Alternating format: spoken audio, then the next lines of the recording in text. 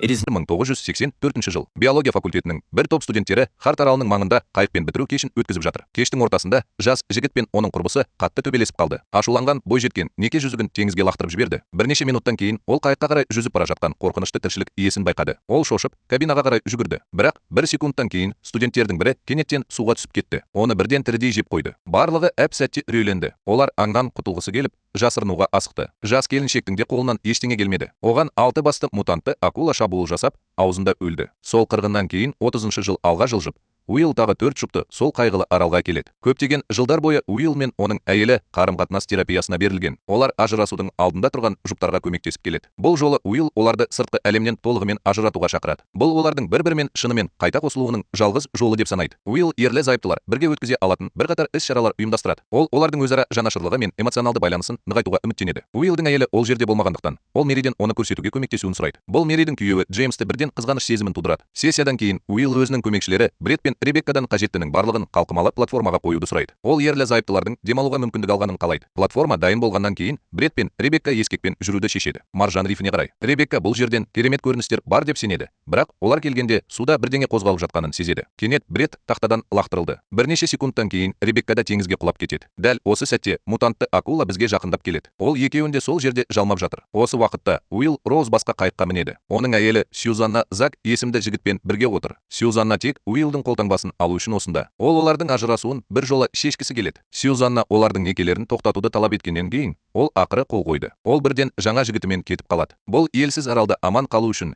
ерлі-зайыптылар керек, жарақ іздеу керек. Сара суға түсуге дайындалып жатқанда су костюмін киеді. Бірақ оның жігіті Джейк аралды зерттеуге көбірек қызығушылық танытады. Ол төбенің арғы жағындағы зертхана туралы қауесетті естіді. Ол жерде жануарларға өте құпия эксперименттер жүргізілді деген болжам бар. Сара қарапайым өмір сүруге көбірек көңіл бөледі. Сондықтан Джейк ақыры онымен бірге жүруді шешеді. Жақын маңдағы кабинада Джеймс Мериді аралдан дереу кетуге көндіруге тырысады. Ол тіпті су костюмін қалай кию керектігін де білмейді. Мери оны қарсылықты тоқтатуға және терапияны шынымен қолданып көруге көндіруді жалғастыруда. Бірақ Джеймс ол жерден қалай шығу керектігін ғана ойлай алады. Мери өзін үмітсіз сезініп, Уиллмен сөйлесуге барады. Уилл қазір Бред пен Ребеккамен байланысуға тырысуда. Бірақ олардың екеуі де із-түзсіз жоғалып кеткен сияқты. Дәл осы сәтте Мери бізге жақындап келеді. Ол Уиллге күйеуінің терапияға мүлдем қызықпайтынын айтады. Ол оларды дереу жағаға шығаруды талап етеді. Уилл оны қалуға көндіруге тырысады. Бірақ Мери келіспейді. Ол ақшаны қайтаруды талап етіп, оны қорқытады. Ол өзінің заңгер екенін және егер ол клиенттерді алдауды жалғастыра берсе, оны жалған жарнама үшін сотқа беретінін айтады. Мери топ екеуі мұнда тек Сьюзанна үшін келгенін түсіндіреді. Консультацияны Уиллдің әйелі жүргізуі керек еді. Бірақ әзірге терапевт мүлдем көрінбейді. Уиллдің келісуден басқа амалы жоқ. Ол оған ақшаны қайтарып беріп, келесі күні жеке өзі алып кетуге уәде береді. Әңгімеден кейін Уилл өз командасын іздеуге қайта оралады. Көп ұзамай ол жартастардың арасында қалқып бара жатқан аяғын тауып алады. Бұл Бреттің аяғы. Уилл жағдайдың мүлде бақылаудан шығып кеткенін түсінеді. Бұл арада басқа ерлі-зайыптылар не болып жатқанын білмейді. Олар мұхитқа секіріп,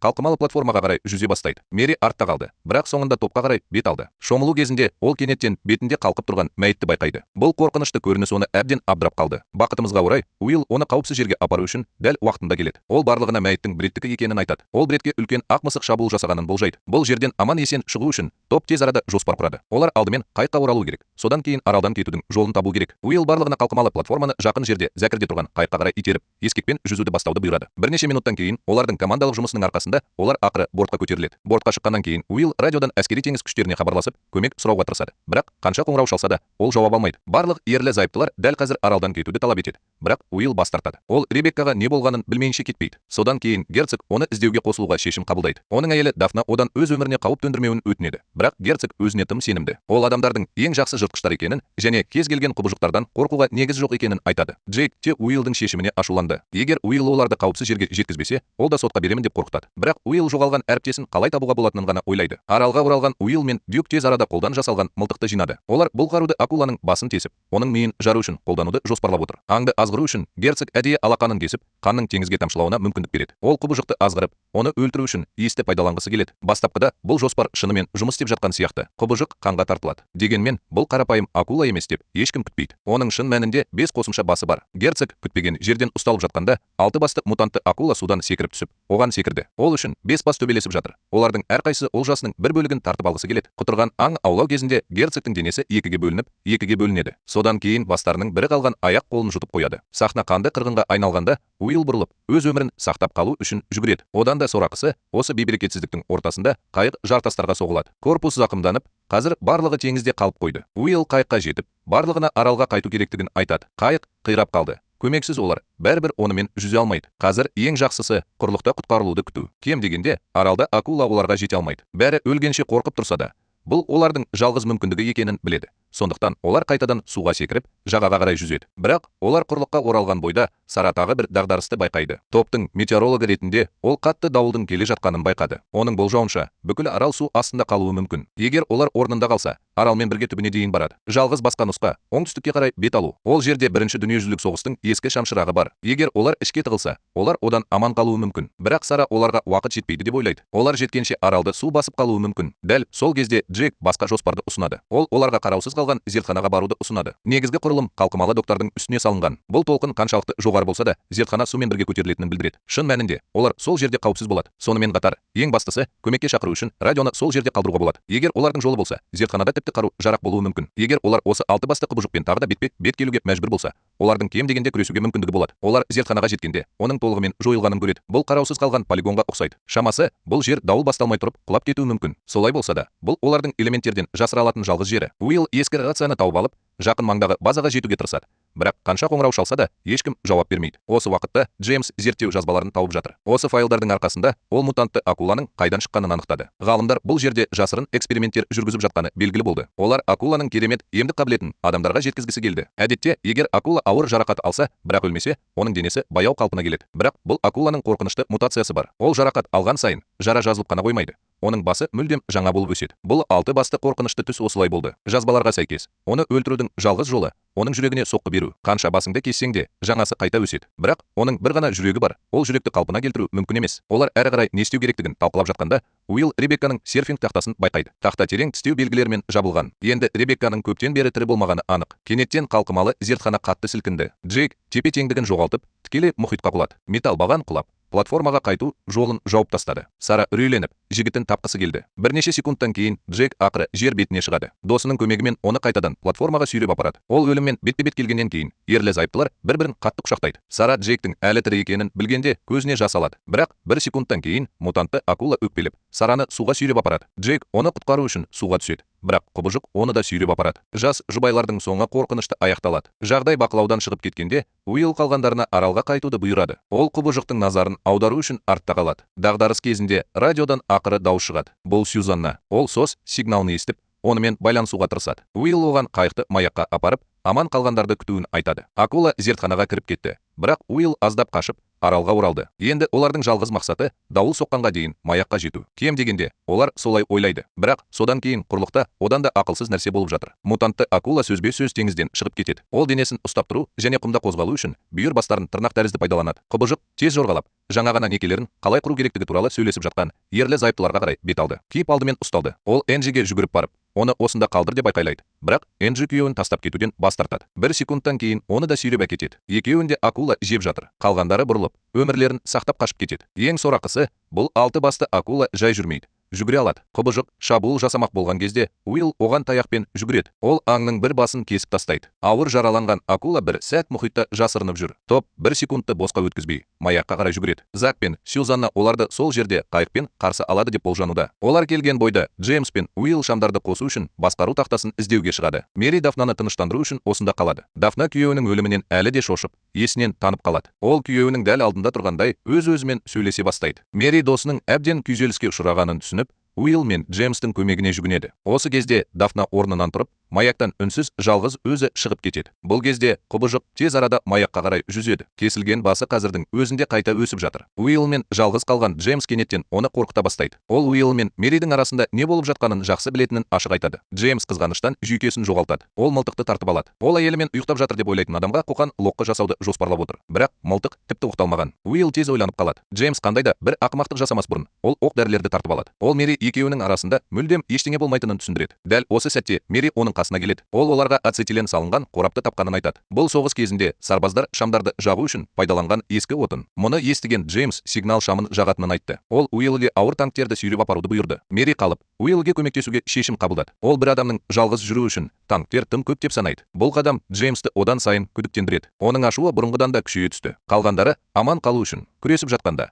Дафнаның жүрегі сыздап кетті. Ол жағаға жалғыз өзі шығып, жартасқа шығады. Ол жын акуласының оны естігенін қалайтындай мұхитқа айқайлай бастайды. Бұл сәттілік пе, әлде қарғыс па? Бірақ оның дұғасы шынымен де орындалады. Құбыжық пайда болады. Ол жоғары секіріп, оны толығымен жұтып қояды. Бірнеше минуттан кейін Сьюзанна мен Зак ақыры қайықтармен келеді. Сьюзанна Закқа жағаға ақырын жақындап, рифтерден сақ болуды бұйырады. Джеймс қайықты көріп, Уилл мен Мэриге ескертеді. Сонда ғана олар Дафнаның жоғалып кеткенін түсінеді. Бірақ ол үшін қайтып оралуға уақыттары жоқ. Кенет Мэри кішкентай қайыққа жақындап келе жатқан бірдеңені көреді. Бәрі абдырап қалды. Бұл не болуы мүмкін деп ойлады. Бірақ олар көп ұзамай шындықты түсінеді. Мутантты акула ешкімнің бұл аралдан тірі кетуіне жол бергісі келмейді. Акула қайықтың айналасында үлкен жылдамдықпен шеңбер бойымен жүзіп жүр. Ол қайықты сорып алатын үлкен құйынды жасайды. Уилл жағадан бұрынғы әйеліне шабуыл жасалып жатқанын бақылап отыр. Ол мүлдем сынған. Қандай жағдай болмасын, ол оны әлі де жақсы көретінін түсінеді. Қайық суға батар алдында Зак Сьюзаннаға секіруді бұйырады. Басқа амалы жоқ. Ол теңізге сүңгіп кетеді. Ол суға тиген секундта толқындар қайықты жұтып қояды. Закты дәл сол жерде тірідей жеп қояды. Сьюзанна шарасыздықпен жағаға қарай жүзіп бара жатыр. Бірақ акула оның дәл артында. Бастарының бірі кене төмен түсіп,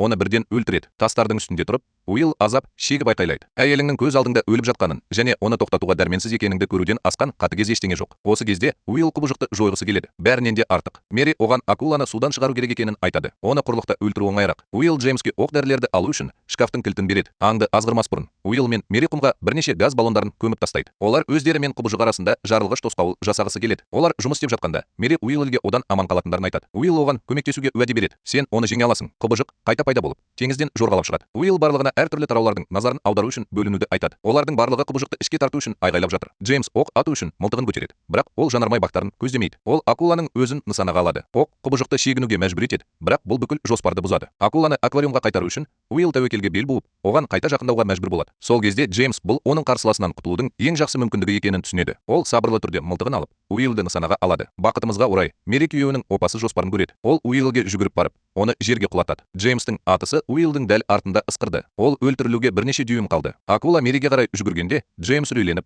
басын атып тастады. Бірақ құбыжық ешкім күтпеген жерден кері соққы берді. Ол өзінің зақымдалған басын жұлып алып, оны қару сияқты маяққа лақтырды. Джеймс дер кезінде қашып құтыла алмай, тікелей соққы алды. Соққы тым күшті болды, және ол бірден қайтыс болды. Жараланған акула мұхитқа қарай шегінеді. Бұл Уилл мен Мэриге уақытша демалыс береді. Бірақ олар құбыжықты бір жола өлтірмейінше аралдан ешқашан кете алмайтындарын біледі. Уилл толқынның қайықты жартастардан жұлып алғанын байқады. Бұл олардың құтқарылуының жалғыз мүмкіндігі болуы мүмкін. Олар қалған бензин цистерналарын алып, қайықпен жүзуге шешім қабылдады. Ақыры олар бортқа көтерілгенде, Уилл қозғалтқыштың іске қосылмағанын анықтады. Мэри керек жарақ іздеп жатқанда, ол моторды тексеруге кетті. Ол кейбір материалдарды тауып алып, өз қолымен жасалған гарпун жасады. Кенет акула қайыққа соғылып, қайтадан шабуыл жасады. Мэри оны ұстай алды, бірақ көпке созылмады. Акула оларды суға батыру үшін корпусты ұра бастады. Уилл саңылаудың жанында күтіп тұр. Құбыжық ішке кірген сәтте атуға дайын. Саңылауда басы пайда болған кезде, Уилл оны гарпунмен бірнеше рет теседі. Мэри мұны өлтіру үшін жеткіліксіз екенін біледі. Өлтір. Ол Уиллге аралға шегінуге тура келетінін айтады. Олар кетер алдында мутантты акула Уиллдің аяғын тістеп алады. Дүрбелеңде Уилл жанармай багын алып, оны құбыжықтың аузына лақтырады. Акула оны жібереді. Уилл алауды алып, Мэримен бірге суға секіреді. Акула әлі де қайықта тұрып қалды. Бірақ күресіп жатқанда, ол жанармай бактарын сүйреп апарады. Уилл мен Мэри жағаға қарай жүзіп, жартастарға тығылады. Акула олардың артынан қуу үшін судан секіреді. Уилл мұны тоқтату үшін алауды қолдануға тырысады. Бірақ оның жалғыз оқ дәрісі жартастардағы жарықшаққа түседі. Мэри оған оны дәл уақытында табуға көмектеседі. Уилл ацетилен цистерналарының бірін нысанаға алып, атып тастайды. Оқ нысанаға тиіп, газ ағып, қатты жарылыс жағажайды дүр сілкіндірді. Акула бөліктерге бөлінді. Оның денесі жыртылған, ал бастары денесінен жұлынған. Кесілген бастар бір-бірін тістей бастайды. Бәрі өлгенше ұрыс бітті. Мэри жараланған Уиллге көмектесіп жатыр. Өйткені олар қанды қырғын болған жерден баяу кетіп бара жатыр. Бірақ олардың алдында жаңа мәселе тұр. Қайық жоғалып кетті. Олар әлі де қайда екенін білмей тұрып қалды.